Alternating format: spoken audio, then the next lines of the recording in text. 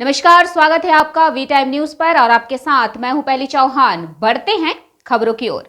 महिसागर के पास मुजपुर गंभीरा पुल हादसे में राहत और बचाव कार्य युद्ध स्तर पर चलाया गया।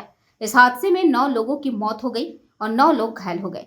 यह हादसा आज सुबह करीब 7 बजे से 7:30 बजे हुआ। स्थानीय लोगों के अनुसार पुल ढहने से 3 ट्रक, 2 इको, 1 रिक्शा, 1 पिकअप और 2 बाइक नदी में डूब गए।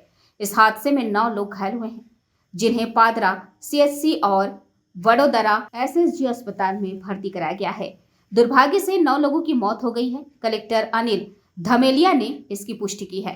इस हादसे के बाद 20 से ज्यादा दमकल कर्मी, एक एनडीआरएफ टीम, एक एसडीआरएफ टीम, 2 फायर बोट, 3 दमकल गाड़ियां, 10 से ज्यादा एम्बुलेंस और 5 से ज्यादा मेडिकल टीमें राहत और बचाव के लिए घटनास्थल पर काम कर रही हैं। इसके अलावा स्थानीय लोग भी इसमें शामिल हो गए हैं।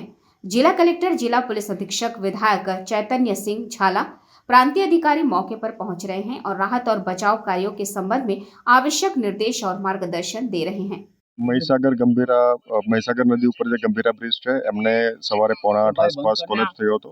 એમની અંદર 2 પિલર વચ્ચેના ભાગનો સ્લેબ જે છે એ ઢળી પડ્યો છે। એમની અંદર પ્રાથમિક રીતે આપણને જે માહિતી મળે છે એ મુજબ 2 ટ્રક્સ, 2 ત્યાં ઇકોવાન અને એ સિવાય 1 પિકઅપ વાન અને અન્ય વેહિકલ્સ ત્યાં એમાં અંદર પડ્યા છે। રેસ્ક્યુ ઓપરેશન ચાલી રહ્યું છે।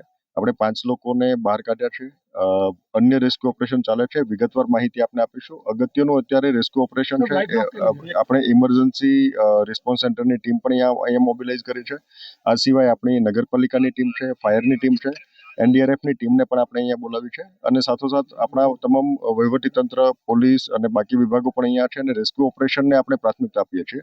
स्थानिक लोको अने तरवैयाओ पण आ रेस्क्यू ऑपरेशननी अंदर जोડાયા છે। એટલે હાલના તબક્કે આપણી પ્રાથમિકતા આગામી 1 કલાક માટે રેસ્ક્યુ ઓપરેશન હશે।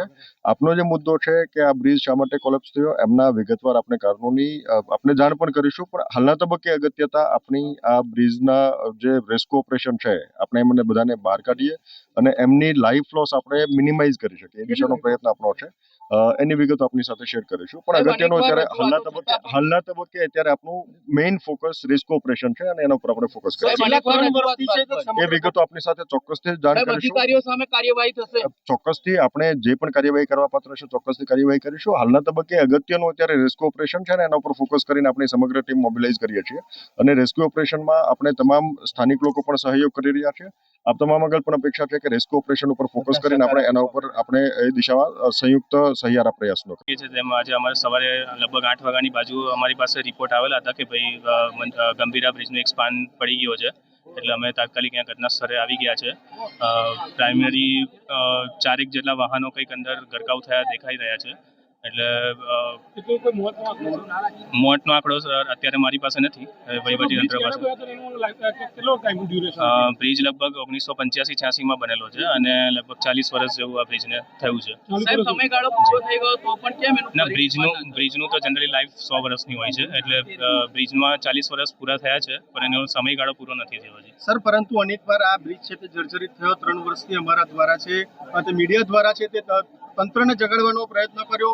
આખરે બંધ કરવાની માંગ પણ જિલ્લા પ્રમુખ હાલ કોંગ્રેસના છે તેઓ દ્વારા કરવામાં આવી હતી, તેમ છતાં કોઈ કાર્યવાહી હાથ ધરવામાં સદર બ્રિજને જર્જરિત હોવાના અહેવાલ પ્રસિદ્ધ થયા છે, પરંતુ બંધ કરવાની કોઈ માંગ અમારી પાસે આવી નથી। અને વધુમાં ગયા વર્ષે જ અત્યારે જે જર્જરિત હતો તે ઉપર વેરિંગ કોટ ને એમાં ડેમેજ દેખાયેલો હતો। પહેલા એક પ્રશ્નનો જવાબ આપો। જે ગયા વર્ષે અમને જે માલુમ પડેલું હતું અને ગયા વર્ષે ઓલરેડી એના ઉપર વેરિંગ કોટની ઉપર માસ્ટિક અસ્ફાલ્ટ અને ફૂટપાથ રિપેરિંગ ને બધી કામગીરી કરવામાં આવેલી હતી અને હાલમાં ચાલુ વર્ષે બી જે ખાડા ને એવું ત્યાં બ્રિજમાં દેખાયું હતું, ભાઈ માસ્ટિક આસ્ફાલ્ટમાં ડેમેજ હતું અને એની રિપેરિંગ બી આપણે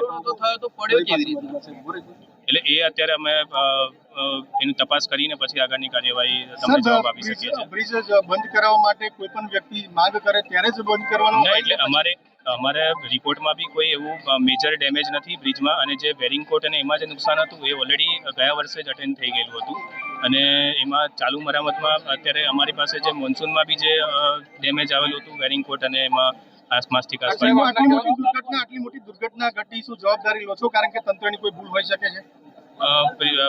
પ્રાથમિક અહેવાલ અમને ખબર પડે કે ભાઈ શું કારણથી આ પડ્યો છે એ પછી જ હું કંઈક જવાબ આપી શકીશ। પ્રમાણે આ પુલ જર્જરિત ખરો કે નહીં? ના, જર્જરિત નથી।